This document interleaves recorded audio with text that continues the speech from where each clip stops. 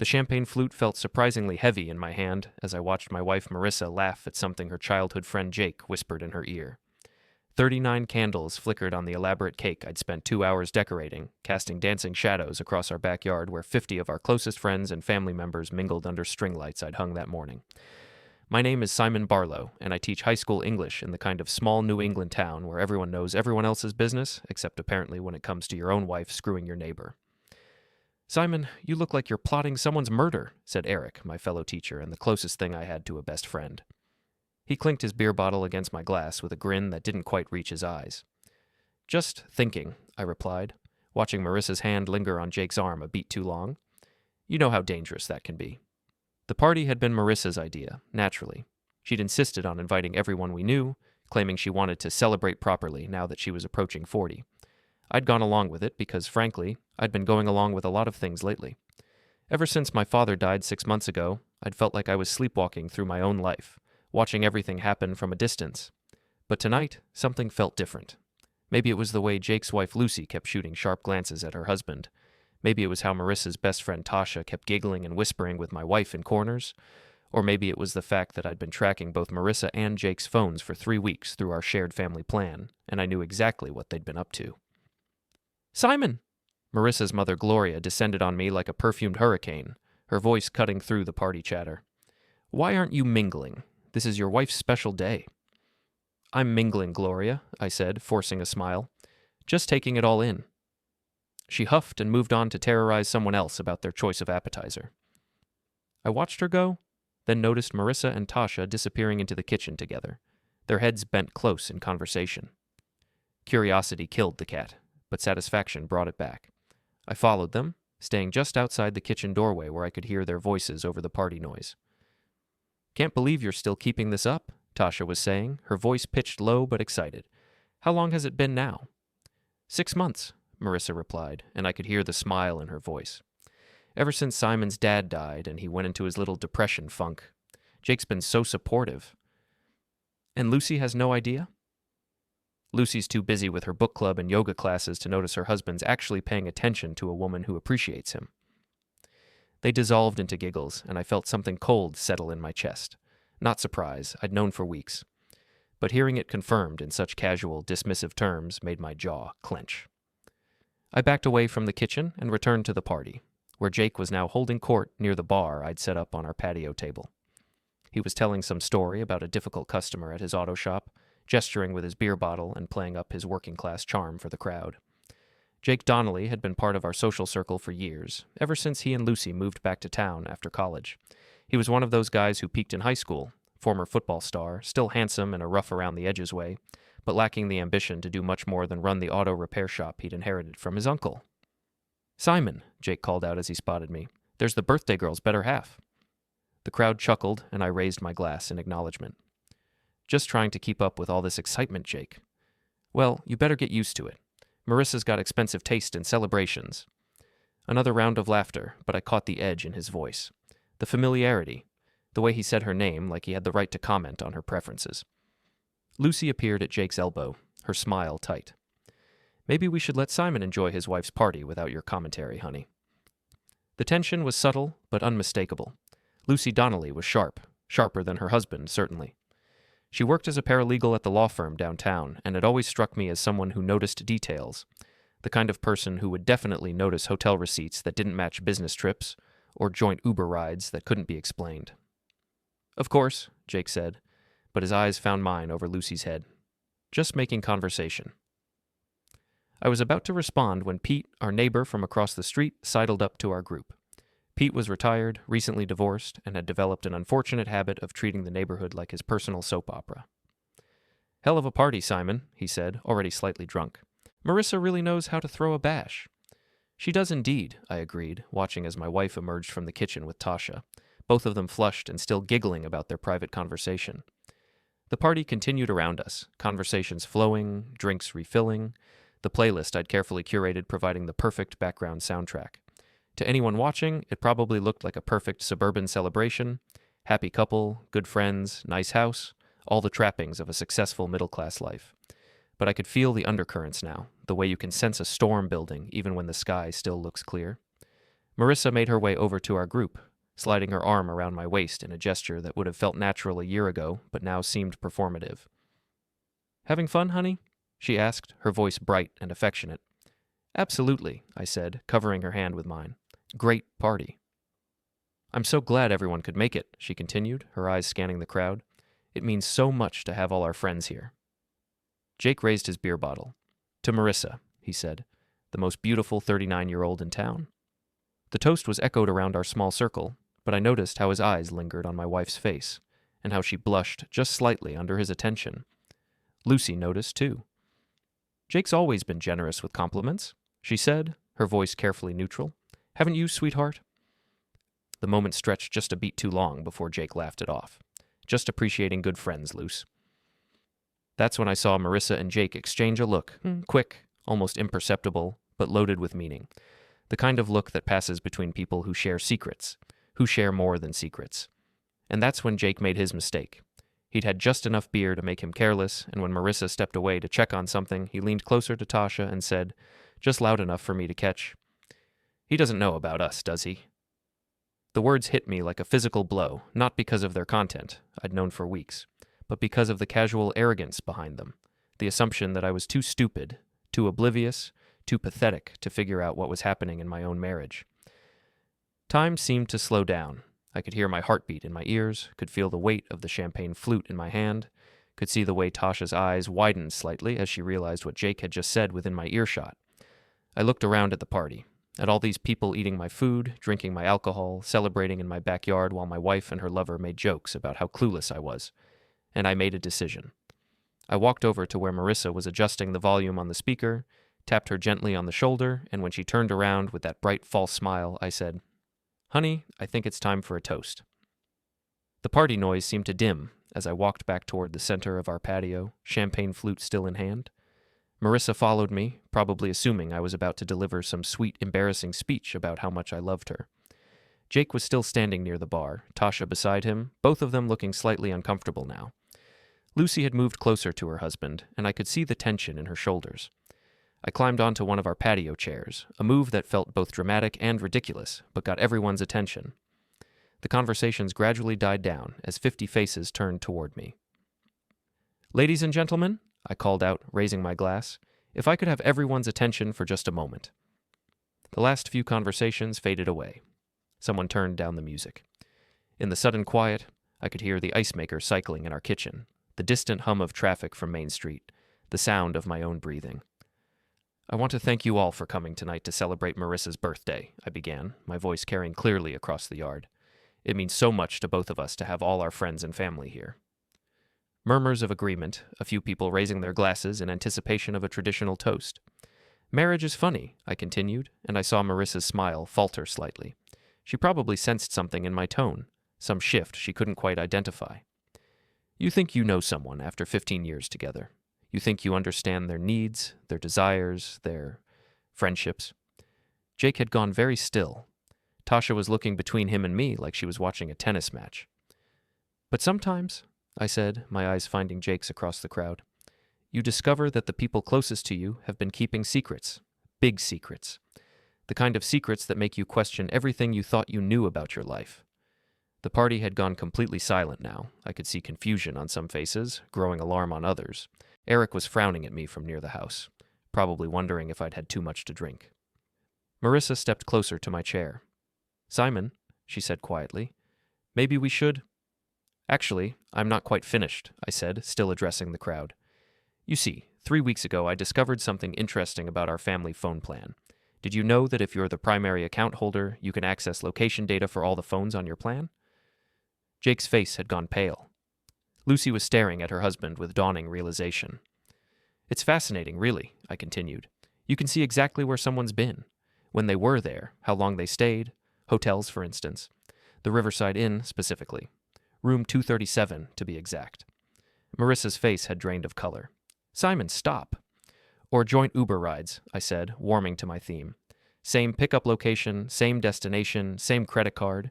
It's amazing how technology makes everything so transparent." The silence was deafening now. I could see people looking between me, Marissa, and Jake, putting the pieces together. Pete, our gossip-loving neighbor, had his phone out and was clearly recording. But the really interesting thing, I said, happened about 10 minutes ago when I overheard someone ask, "He doesn't know about us, does he?" Jake's beer bottle slipped from his hand and shattered on the patio stones. The sound was sharp and final in the quiet night. I looked directly at him, then at my wife, then back at the crowd of our friends and family. "Actually," I said, my voice carrying clearly across the yard, "I do know, and so does your wife. She's outside." That's when Lucy stepped forward, and I saw she was holding a manila folder. "Actually," she said, her voice steady and cold, "I'm right here." The silence that followed was the kind you hear in movies right before someone gets shot. Complete, absolute, the kind of silence that makes you aware of your own heartbeat. Marissa tried to recover first. "This is all a misunderstanding," she said, her voice shaky but attempting authority. "Simon's been under a lot of stress since his father died, and—" "No misunderstanding," Lucy interrupted, opening her folder. "Hotel receipts going back 6 months, credit card statements showing joint purchases, and my personal favorite, text messages." She pulled out a stack of printed pages. "Would you like me to read some of them aloud? They're quite explicit." "Lucy, don't." Jake finally found his voice. "This isn't the time or place." "Oh, I think this is exactly the time and place," Lucy said. "Since apparently everyone in our social circle has been watching my husband screw Simon's wife, maybe it's time we all got on the same page." I climbed down from the chair, pulled out my phone, and connected it to our Bluetooth speaker. The little chime that indicated a successful connection seemed absurdly loud in the silence. "Actually," I said, "I think audio might be more effective than text." Marissa's eyes went wide. "Simon, you can't—" I pressed play. Jake's voice filled the backyard, tinny but clear through the outdoor speakers. "God, I love the way you taste. Simon's such a fucking fool." Marissa lunged for my phone, but I stepped back, letting the recording continue. Her own voice now. "Rod, he's been so pathetic since his dad died. Just moping around, not paying attention to anything. It's like he's not even there anymore." "Jake again?" "His loss is my gain. When are you going to leave him?" Marissa. "Soon. I just need to figure out the finances first. The house, his teacher's pension, all of it." I stopped the recording. The silence that followed was somehow even deeper than before. 50 people stared at us. At me, at my wife, at Jake, at Lucy. I could see phones out now, multiple people recording. By morning, this would be all over social media, forwarded through every group chat and email list in town. Marissa's mother, Gloria, pushed through the crowd, her face flushed with anger and embarrassment. "Marissa Elizabeth, what is the meaning of this?" I reached into my back pocket and pulled out a folded stack of papers, printouts of text messages I'd been collecting for weeks. I handed them to Gloria without a word. She unfolded them, and I watched her face change as she read. Anger shifted to shock, then to something that looked like disgust. "Oh, Marissa," she said quietly. "How could you?" That's when Jake tried to take control of the situation. He stepped forward, puffing out his chest in that way men do when they're trying to intimidate someone. "Look, Simon," he said, "this is between you and your wife. There's no need to make a public spectacle." I moved faster than I'd moved in years. The slap echoed across the silent patio like a gunshot, and Jake stumbled backward, his hand flying to his cheek. "There's every need," I said quietly. "You want to fuck my wife? Fine. But don't you dare stand in my backyard drinking my beer and tell me how to handle it." Jake's face darkened, and for a moment I thought he might swing at me. But then he seemed to remember where we were, how many people were watching, how many phones were recording. Instead, he turned and started pushing through the crowd toward the gate that led to our driveway. I followed him. His beloved 1969 Mustang was parked on the street, pristine yellow paint gleaming under the streetlights. He'd spent more money restoring that car than most people spent on a house down payment. I pulled my keys from my pocket, selected the longest one, and dragged it along the driver's side door from headlight to taillight. The scraping sound was hideously satisfying. Jake spun around. "You son of a bitch!" "Oops," I said. My hand slipped. He started toward me, but by now half the party had followed us out to the street. Eric grabbed Jake's arm, while Pete, still recording with his phone, positioned himself for the best angle. "I'd think carefully about your next move, Jake," I said. "You're already going to be famous by tomorrow morning. Do you really want to add assault charges to your highlight reel?" He stood there for a moment, breathing hard, his face red with rage and humiliation.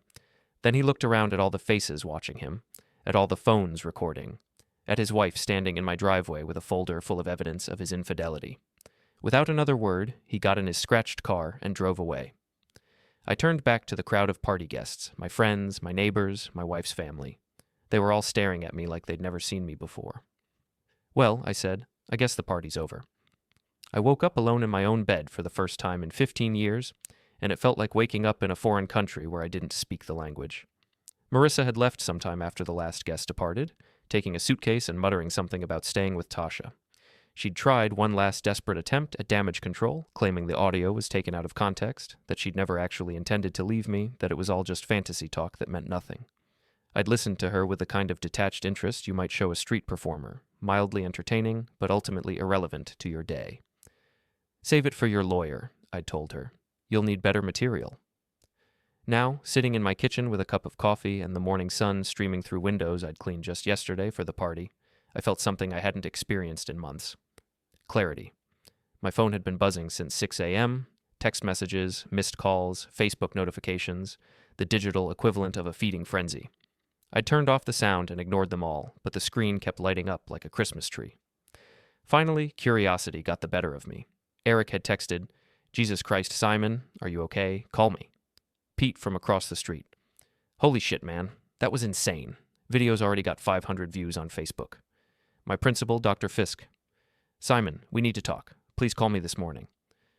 And about 30 more in the same vein, a mixture of concern, shock, and barely concealed excitement from people who just witnessed the most dramatic meltdown in our town's recent memory. But the most interesting message was from Lucy Donnelly. "We should talk. I have coffee. You probably need some." I was about to respond when my doorbell rang. Through the front window, I could see Lucy standing on my porch, holding 2 travel mugs and looking like she'd slept about as well as I had. "Peace offering," she said when I opened the door, holding up one of the mugs, "and strategic alliance." I stepped aside to let her in. Lucy had always been the smarter half of her marriage, and if she wanted to talk strategy, I was interested in what she had to say. "How are you holding up?" she asked, settling into one of my kitchen chairs. "Better than I expected," I said honestly. "You?" "Furious, humiliated, and oddly relieved." She took a sip of her coffee. "I've suspected for months, but having it confirmed in front of 50 people was educational." "I'm sorry about that. The public nature of it, I mean." She waved off my apology. "Don't be. If you hadn't done it, I would have. Maybe not as dramatically, but..." She shrugged. "They made their choice. They can live with the consequences." We sat in comfortable silence for a moment, 2 people who'd been betrayed by the same conspiracy, drinking coffee in the wreckage of our former lives. "So what's your plan?" Lucy asked. "Divorce, obviously. I froze our joint accounts yesterday morning, before the party. Transferred most of our assets to a trust in my daughter's name. She's away at college, thank God, and missed this whole shit show." Lucy raised an eyebrow. "You planned this? The whole confrontation?" "I've been planning it for 3 weeks, ever since I confirmed what I suspected. The phone tracking, the audio recordings, the financial moves, all of it." "And the dramatic reveal?" "That was Jake's gift to me. If he'd kept his mouth shut, I might have handled this privately. But when he asked Tasha if I knew about them, right there in my own backyard," I shrugged. "He made it public. I just responded in kind." Lucy smiled for the first time since she'd arrived. "You know, I always thought you were too nice for your own good. Turns out I was wrong. 15 years of marriage teaches you things about yourself you didn't know." My phone buzzed again, and this time I glanced at it. A text from an unknown number. "You're going to regret this. Both of you." I showed it to Lucy, who snorted. Jake never was good at accepting consequences. He's probably drunk and feeling sorry for himself. "What's your next move?"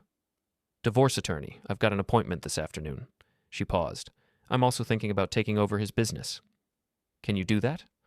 "Community property state. I've been doing his books for years. I know exactly what that shop is worth, and I know he's been hiding income. By the time my lawyer gets done with him, Jake's going to be lucky to keep his tool belt." I had to admit, I was impressed. Lucy had clearly been thinking about this longer than I'd realized.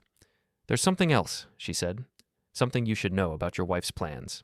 She reached into her purse and pulled out more printed papers. "I found these in Jake's truck last night, after he stormed off. Marissa left them there." I took the papers and felt my blood pressure spike as I read. They were printouts of web searches. How to prove emotional abuse in divorce, documenting psychological manipulation, maximizing alimony in New Hampshire. "She was planning to claim you were abusive?" Lucy asked, watching my face. "Apparently." I flipped through the pages, seeing months of preparation I'd known nothing about. Jesus, she really was going to try to take everything. The good news is, after last night, no one's going to believe she was the victim in this marriage. She was right. The audio recording of Marissa calling me pathetic, combined with the evidence of her affair, had effectively torpedoed any claim she might have made about being the wronged party. My phone rang. Dr. Fisk, my principal. I couldn't avoid this call forever. Simon? His voice was carefully neutral. I think we need to discuss your situation. I figured you'd be calling. The school board is concerned. There's video circulating of last night's events, and while we understand this is a personal matter, your position as a teacher means I'll take a leave of absence, I said. Personal time. I've got plenty of sick days accumulated. That might be best, until things settle down. After I hung up, Lucy was watching me with sympathy. Collateral damage? Worth it, I said. I'll find another job if I have to, but I wasn't going to let them make a fool of me in my own house. She stood to leave, pausing at the door. You know, Jake's going to try to cause more trouble. He's not the type to go quietly. Let him try. I've got more recordings. More? I smiled. Lucy, I'm a high school English teacher.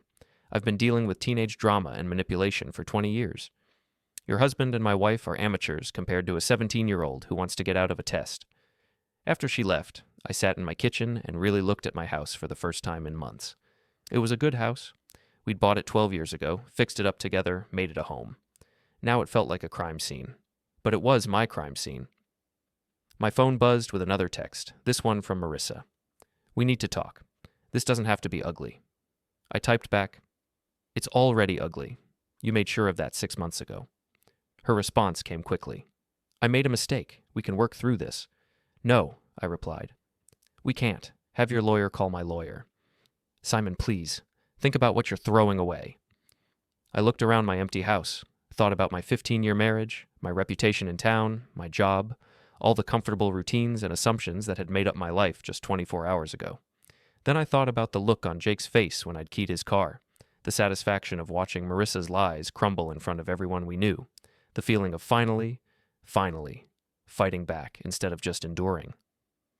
I'm not throwing anything away, I typed. I'm taking out the trash. I turned off my phone and went to make another pot of coffee. I had a feeling it was going to be a long day, and I wanted to be ready for whatever came next. 3 days after the party, I was sitting in my lawyer's office, signing papers that would officially end my marriage and begin what my attorney cheerfully called the asset recovery phase of my life. Margaret Chen, no relation to anyone in this mess, thankfully, was the kind of divorce attorney who smiled when she talked about destroying people's financial futures. I'd hired her based on Lucy's recommendation, and within an hour of our first meeting, I understood why Lucy's divorce was proceeding so smoothly. Your wife's attorney called this morning, Margaret said, sliding another document across her desk for my signature. They want to negotiate. What kind of negotiation? The desperate kind. Apparently Marissa's been staying with her friend Tasha, who's getting tired of the arrangement, and her mother has made it clear she's not welcome at home. I wasn't surprised. Gloria had always been more concerned with appearances than family loyalty, and having a daughter exposed as an adulteress in front of half the town was exactly the kind of scandal she couldn't tolerate. What's she offering? An uncontested divorce in exchange for splitting assets 50-50. I laughed. After she was planning to claim I was abusive and take everything, I don't think so. That was my response as well, particularly since we have documentation of her, shall we say, alternative plans? Margaret had been delighted when I'd shown her the printouts Lucy had found in Jake's truck. Nothing quite like evidence of premeditated fraud to strengthen a client's negotiating position. There's something else, she continued. Your wife was fired yesterday. That stopped me short. Fired? From the real estate agency. Apparently someone sent her boss the audio recording from your party, along with some additional documentation about her activities during work hours. I felt a brief flicker of sympathy for Marissa, followed immediately by the memory of her calling me pathetic while planning to destroy my life. The sympathy died quickly. Someone? Margaret's smile was sharp. Anonymous email. Very thorough. Hotel receipts, phone records, even some creative expense report analysis showing personal charges being filed as business expenses. Huh. I tried to look surprised. That's unfortunate. Indeed. It seems your wife's afternoon client meetings were rather more personal than professional. After leaving Margaret's office, I drove through town and was struck by how different everything looked. Same streets, same buildings, same people, but now I felt like I was seeing it all from the outside, like I'd been granted some kind of sociological observer status. At the grocery store, conversation stopped when I walked by. At the gas station, the attendant gave me a thumbs up and said, "Way to go, Mr. B." I recognized him as a former student, now about 25 and apparently a fan of my recent performance. But the real test came when I ran into Tasha at the coffee shop downtown. She was sitting alone at a corner table, looking like she hadn't slept in days. When she saw me, her face went through several expressions before settling on something that might have been guilt. "Simon," she said as I walked past her table, "can we talk?" I considered ignoring her, but curiosity won out. I sat down across from her, noting the dark circles under her eyes and the way her hands shook slightly as she lifted her coffee cup. "How are you holding up?" she asked. "Better than expected. You?" She laughed, but there was no humor in it. "Marissa's been staying with me since Saturday night. She's not handling this well." "I imagine not. She keeps saying you'll come around, that this is all just shock and anger, and eventually you'll want to work things out." "She's wrong?" Tasha nodded slowly. "I told her that. I told her she fucked up beyond repair, and the best thing she could do now was accept whatever deal your lawyer offers and try to rebuild her life somewhere else." "Somewhere else?" "Simon, she can't stay here. Not after everything. The video's been shared hundreds of times. Everyone knows what happened. Her job's gone, her reputation's destroyed, and frankly, most of our friend group has taken your side." This was news to me. They have? Think about it. You're the wronged party here. You're the one who got cheated on, lied to, made a fool of, and the way you handled it, she shook her head. "Look, I don't approve of the public humiliation aspect, but I understand it. Marissa brought this on herself. You were her best friend. I was. But I'm not going to defend adultery and lies just because we've been friends since high school. She made her choices." We sat in silence for a moment, and I found myself feeling something almost like respect for Tasha. It would have been easy for her to stick by Marissa regardless of the circumstances, but she was clearly struggling with the moral implications of what her friend had done. "There's something else," Tasha said quietly. "Something you should know about Jake." "What about him?" "He's been drinking, a lot, and talking about getting back at you for the car, for the humiliation, for everything." I felt a chill. "What kind of getting back?" "I don't know specifics, but Lucy threw him out. He's staying in a motel. His business is tanking because word's gotten around about the affair and he's not handling it well." "Thanks for the warning." "Simon?" She hesitated. "I'm sorry. For my part in this, I mean. I knew what was happening, and I should have told you." "Why didn't you?" "Because I'm a coward, and because I thought it was Marissa's mess to clean up, not mine." She met my eyes. "I was wrong. That evening, I was grading papers in my living room when I heard a car door slam in my driveway. Through the front window, I saw Jake getting out of his scratched Mustang, moving with the careful precision of someone who was very drunk but trying to hide it. I set down my papers and went to the front door, opening it before he could ring the bell. "Jake," I said calmly, "what can I do for you?" "You can fix my fucking car," he said, the words slurring slightly. "And you can stop spreading lies about me." "I haven't spread any lies. Everything I revealed on Saturday was documented fact. You ruined my life. No, Jake. You ruined your life when you decided to fuck my wife. I just made sure everyone knew about it." He swayed slightly, and I could smell the whiskey on his breath from 6 feet away. "Lucy took everything. The house, the business, even my tools. Community property law. I'm sure your lawyer explained it to you." "I don't have a lawyer. Can't afford one now." I almost felt sorry for him. Almost. But then I remembered the casual arrogance in his voice when he'd asked if I knew about the affair. The dismissive way he'd talked about me at my own party.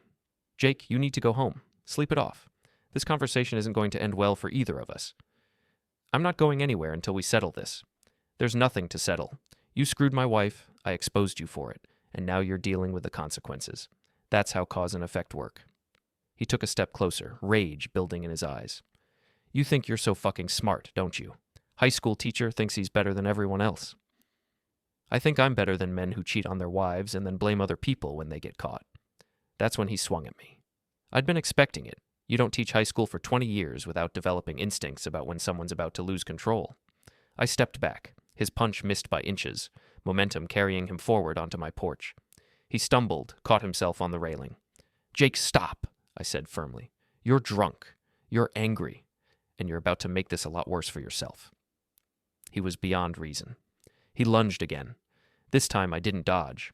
I grabbed his wrist, used his momentum to spin him around, and shoved him hard off the porch. He landed heavily on the lawn, rolling once before coming to rest on his back in my flower bed, crushing the last of the marigolds Lucy had planted last spring. For a moment he just lay there, breathing hard, staring up at the sky. Then he struggled to his feet, brushing dirt and mulch off his clothes. "You done?" I asked. "This isn't over." "Yes, it is. And if you come back here, I'm calling the police." He got back in his car and drove away, weaving slightly down my street. I watched until his taillights disappeared, then went inside and locked the door. I called Lucy immediately. "He just left my house," I told her. Drunk, angry, making threats. I was afraid of this. He called me earlier, ranting about how we'd destroyed his life. "Have you talked to the police?" "I filed a restraining order this afternoon. But Simon, be careful. Jake's not thinking clearly right now, and he blames you for everything." After hanging up, I sat in the living room, adrenaline still buzzing. The house felt too quiet after the shouting.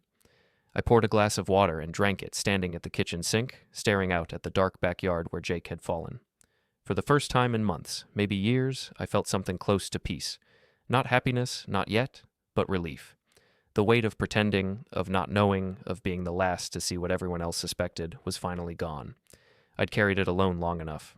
My phone buzzed, an unknown number. "Enjoying your victory? It won't last." I screenshotted it, added the message to the growing file I was building for the police, and went back to grading papers. Let them come. I was ready. The next morning I woke early, made coffee, and sat at the kitchen table with my laptop. The video I'd posted last night had exploded overnight. Over 8,000 views, hundreds of comments, shares from people I hadn't spoken to since college. Some were supportive. "You did the right thing. I'm so sorry this happened to you." Others were vicious. "You're just bitter. She deserves better than you." I didn't respond to any of them.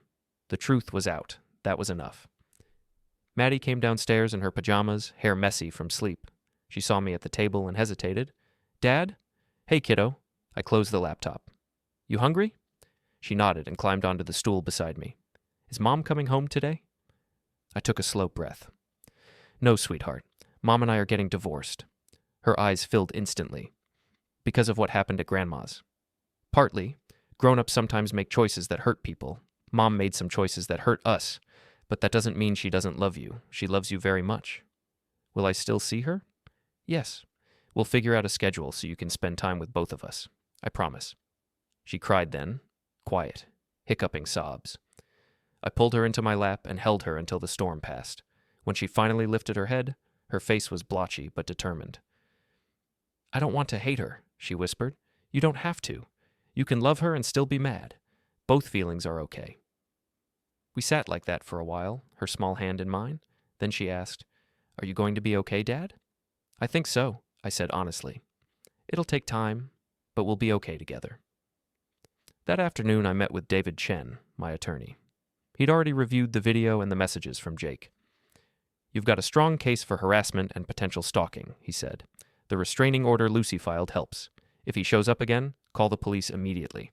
We'll file for a protective order if needed." "What about custody?" "Joint legal, primary physical to you.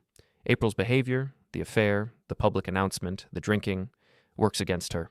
We'll push for supervised visitation until she completes counseling and parenting classes." I nodded. "I don't want to keep Maddie from her mother. I just want her safe." "That's the goal. Courts prioritize stability. You've got that in spades."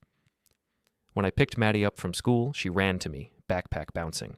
"Guess what?" she said. "Emma invited me to her birthday party." "That's great. We'll get her a present. Can Mom come too?" I hesitated. "We'll see what the schedule looks like, but I'll make sure you get to go." She nodded, accepting it. Kids adapt faster than adults give them credit for. That evening we made spaghetti, her favorite. She told me about her science project on volcanoes, about how lava can be different colors depending on what's inside. I listened, asked questions, felt something loosen in my chest. After dinner, she looked at me seriously. "Dad? Yeah? Are you mad at Mom?" I was. I'm still hurt, but I'm trying not to stay mad. Mad doesn't help us move forward. She thought about that. "I'm mad too, but I still love her." "That's okay. You can feel both." She hugged me then, quick, fierce. "I love you more." I hugged her back. "Love you more." Later, after she went to bed, I sat on the porch with another cup of coffee. The neighborhood was quiet, streetlights glowing softly. I thought about April, where she was tonight, whether she regretted anything, whether she missed us at all. My phone buzzed, a text from an unknown number. "You ruined everything. You'll regret this." I screenshotted it, added it to the file, and blocked the number. Let them rage, let them threaten. I'd spent months pretending everything was fine. Now I was done pretending. I'd exposed the truth. I'd protected my daughter. I'd chosen to stand up instead of staying silent.